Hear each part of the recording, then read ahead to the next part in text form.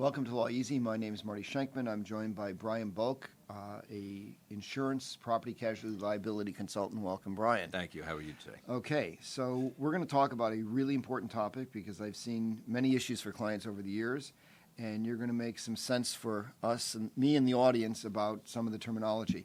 So when people are buying insurance, we're going to talk about replacement cost and some of the different terminology. What is replacement cost? Why is it so important? And then we're going to talk about functional versus guaranteed and some of the other buzzwords you gave me. So why is it so important?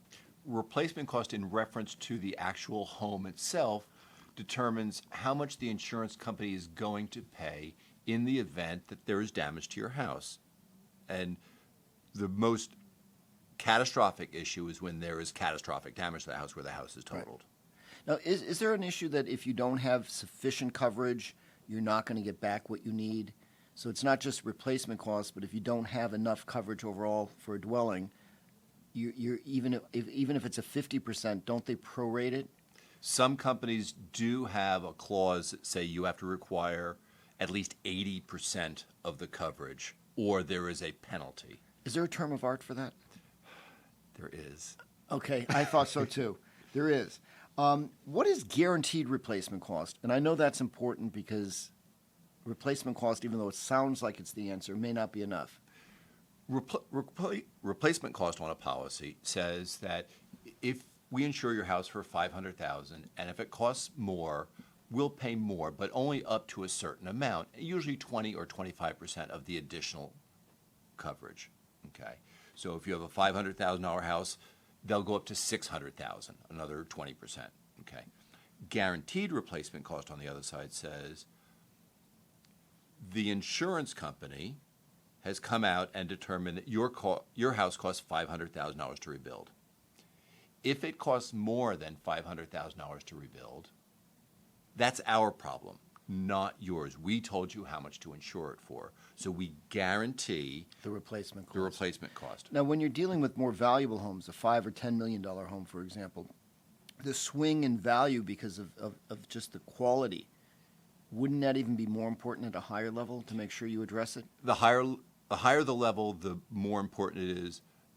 But the caveat to that is the higher the level, the more likely you are to have an insurance company that already has guaranteed replacement cost built into their policy. So the better companies, and we won't mention names, do have this built in. Correct. I can't tell you how often I see clients with very substantial homes, very substantial tangibles.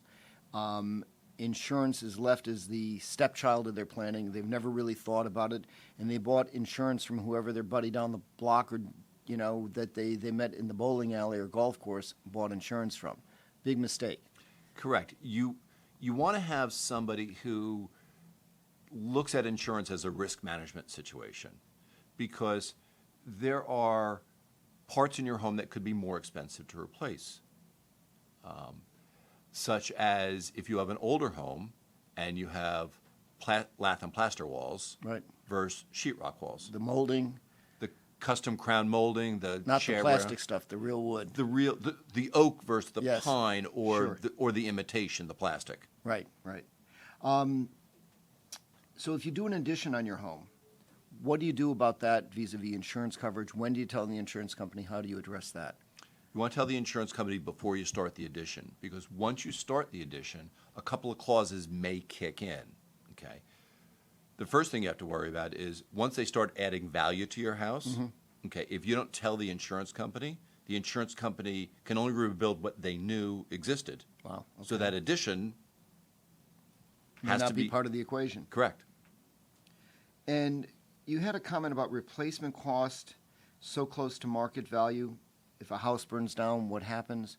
What about replacement cost versus market value? The two items actually do not have a correlation with each other. Okay. What it costs to rebuild your house could be more or less than what you can sell your house for.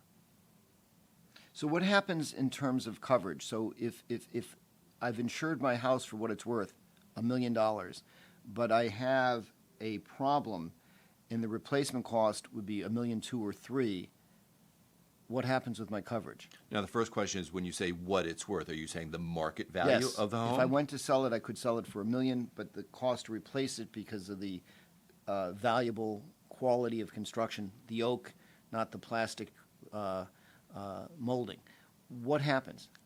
One of two things are going to happen. One, you're going to run out of money to rebuild your house. Okay. So how do you ensure so that doesn't happen? You either find a company that's going to come out and inspect your home to determine what the guaranteed replacement cost is, and put that clause in there saying that we told you what it was and we're going to rebuild it. Right. Or you really have to have an architect come out and a builder and determine what the true replacement cost is, which is different than building a house from scratch. It's more expensive to rebuild a house than build one from scratch.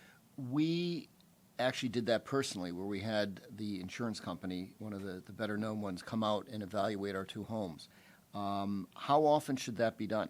And it was actually an enlightening experience because the numbers were very different than what we had anticipated. And I don't see too many people doing that. What do you do to get an insurance company to do it? How often should you do it? What you need to do is, anytime a renovation is done, it needs to be inspected. Okay. Okay.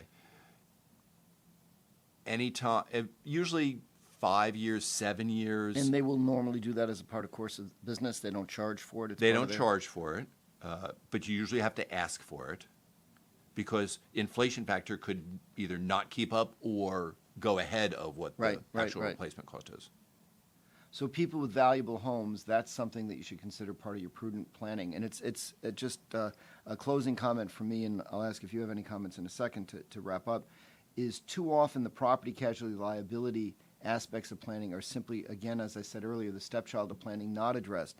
If you have never had your home inspected and you're using a top quality company, call your agent and ask, can we have an appraisal done by the company to make sure we're properly insured? We have another video clip on the Loisy website about home inventories, and another one about appraisals of tangibles.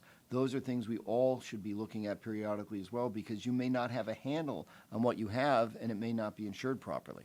Any final comments or thoughts? There's a class action lawsuit going on in California right now where the insurance company had undervalued the replacement cost of the home, and these people are out hundreds of thousands of dollars because there was not enough coverage. Wow. It's critical. Okay. Thank you for joining us. Please bear in mind that all the video clips are for educational purposes only. Please consult professional advisors before taking any action. Thank you.